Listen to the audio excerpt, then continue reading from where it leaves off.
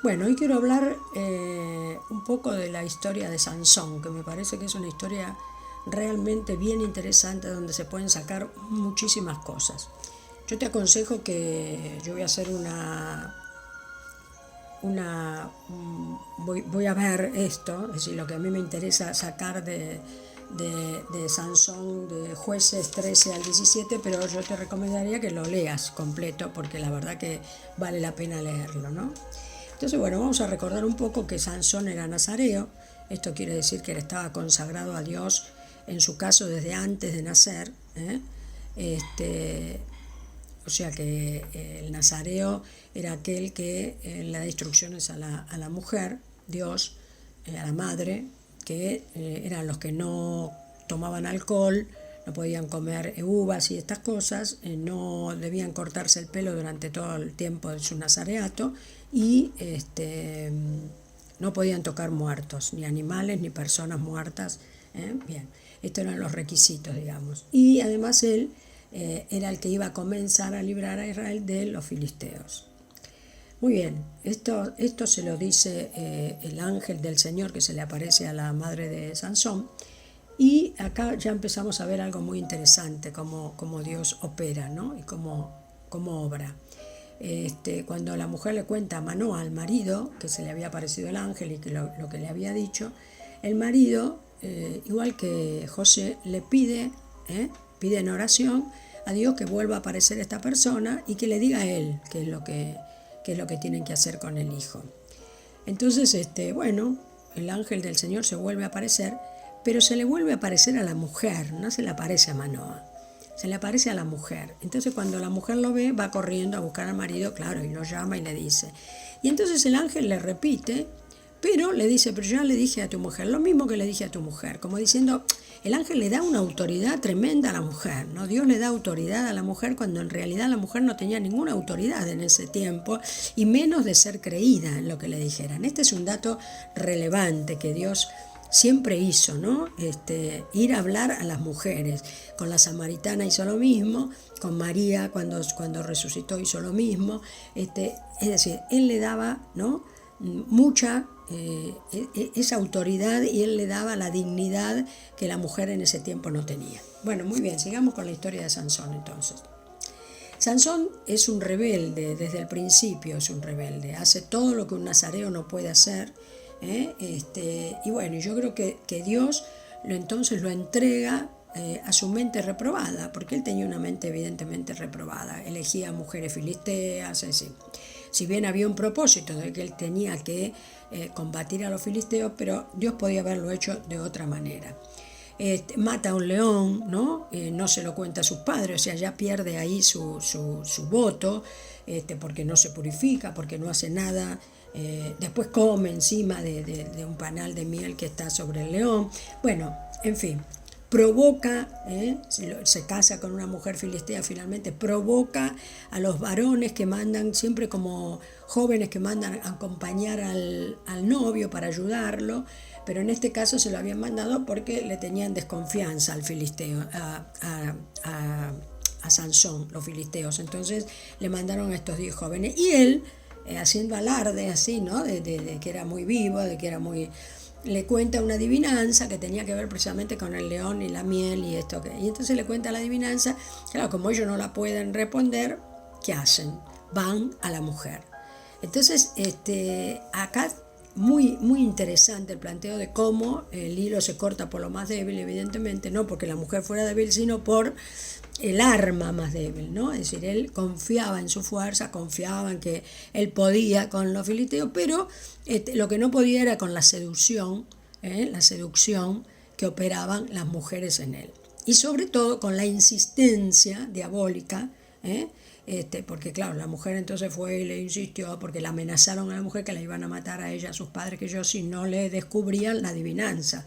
Entonces ya va y mal, ¿no? Como siempre, porque siempre nos dejamos, esta otra enseñanza, nos dejamos amedrentar por el diablo, por el enemigo.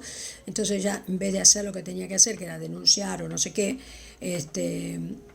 o contarle al marido la verdad, va y lo seduce, lo empieza a insistir para que él le cuente. Finalmente él le cuenta, bueno, y todo un desastre, porque realmente él después tiene que salir a matar para poder pagar lo que tenía que pagarle a estos muchachos.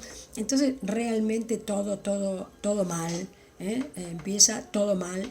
Y bueno, lo que Dios muestra aquí también es que él no ata a nadie. Es decir, a pesar de que Sansón era un nazareo ofrecido desde antes y consagrado desde antes de su nacimiento, Dios no lo obligó a vivir una vida de nazareo si él no quería, ¿no? Entonces él hizo todo lo contrario. O sea que Dios, esto también está muy bien ver, que Dios no va a atar a nadie, pero todo el tiempo Sansón tentó a Dios y tentó al diablo por su fuerza. Y esto es terrible, Nosotros sabemos, bueno, tentarlo a Dios es tremendo y tentar al diablo tampoco, porque esto es lo mismo que se nos dice siempre y que entendemos que no hay que escuchar al diablo, ¿no? Y mucho menos ir a provocarlo. Sansón provocaba y ahí encontró a través de las dos mujeres que representan muy bien el pecado, que son las que realmente le ganan. ¿Por qué? Porque el diablo es astuto, más que todos los animales, dice la palabra. Por eso Jesús dice que seamos mansos como palomas, pero astutos como serpientes, ¿no? Porque acá está que a través de la seducción y a través de la insistencia le ganan finalmente a la partida a Sansón. La segunda es Dalila, ¿no? Dalila representa evidentemente el diablo, el pecado. Entonces, ¿y qué hace Dalila? Dalila le insiste. Este es el diablo, ¿no? No se cansa. Entonces, este es el peligro de nosotros, ir a enfrentar o a tentar al diablo o a provocar al diablo, porque él no se va a cansar. Entonces Dalila, dale, como agua que horada la piedra. Entonces, y él finalmente termina, dice que él se quería, con una depresión, que casi se quería morir, porque ella le insistió tanto, que al final él cuenta donde tiene su fuerza y la pierde. Y entonces, cuando él cuenta y ahí cree que Dios una vez más lo va a salvar, el Señor lo abandona. Y entonces ¿qué hacen? Los filisteos realmente lo atacan, lo someten y le quitan los ojos, ¿no? Como acá vemos otra vez el accionar del diablo como gran imitador. Dios dice que lo dejó ciego a Pablo, para que no viera todo lo que había aprendido en el templo, y entonces recibiera la nueva visión, y los filisteos lo dejan ciego, es decir, le sacan ya más satánica la cosa, le sacan los ojos a Sansón, también porque, bueno, él, como los ojos no se sacian de mirar, Sansón, ¿no?, a través de su vista era que también atacaba, veía, iba, ¿no? Entonces ellos le sacan para que él no vea, es decir, para que él no tenga visión. Y entonces, ¿cuál fue el resultado? La verdad, tremendo resultado, porque como pasa siempre, Dios le muestra finalmente su miseria, porque sin Dios somos miserables y el hazme reír de la gente. Él se convirtió en el hazme reír de los filisteos lo llevaban para que hacer divertir al pueblo. Tremendo esto, ¿no?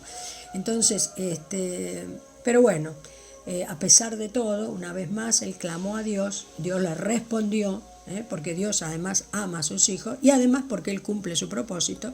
Y entonces dice que él mató más filisteos que en toda su vida, porque Dios le volvió a dar esa fuerza para poder tirar las columnas del templo donde estaban reunidos como más de 3.000 filisteos, y entonces murieron todos. Pero lo que te quiero decir es tremenda enseñanza de lo que somos realmente sin Dios, ¿no?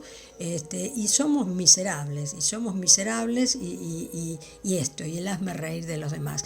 Esto le pasó también al hijo pródigo, cuando se cansó y ya realmente volvió en una situación mísera al padre, ¿no? Pero bueno, Dios hace esto también permite, no hace, permite para que nosotros nos volvamos en algún momento a Él. Por eso Jesús dice, vengan a mí los que están cansados y trabajados, que yo los haré descansar. Es decir, porque no llegamos al Señor desgraciadamente si no estamos en esta condición miserable. Entonces, bueno, cosas también que rescato de esto, que vemos, ¿no? La diferencia entre el Antiguo Testamento y el Nuevo Pacto, las cosas que no se repiten de la cotidianeidad, de lo que le pasaba a ellos, no se repiten en el Nuevo Pacto, ¿no? Todo lo que Dios le da a los israelitas, por lo cual ellos también se pierden, son infieles a Dios, y qué sé yo, esto no se repite en el Nuevo Testamento, ¿no? Entonces, es decir, todas estas cosas que aparecen como que fuera que Dios daba larga vida, que Dios daba prosperidad, que Dios daba todas esas promesas, ¿no? Pero que finalmente les traían maldición, porque los terminaba separando de Dios, y esto era maldición para ellos. En el Nuevo Testamento no pasa esto, evidentemente en el Nuevo Pacto hay un aprendizaje, es decir, Dios nos muestra por qué deja eso y opera distinto, porque nos muestra la lección. Miren lo que pasa cuando se les da, o ustedes piden y yo les doy, y entonces, ¿no?, terminan alejándose de mí y después tienen que volver, ¿no? Bueno, todo este sufrimiento. Entonces en el Nuevo Pacto no. En el Nuevo Pacto Jesús no habla de larga vida, Jesús habla de vida eterna. En el Nuevo Pacto pasan un montón de cosas que son evidentemente bien distintas y bueno, y que son maravillosas. Así que esto quería dejarles para que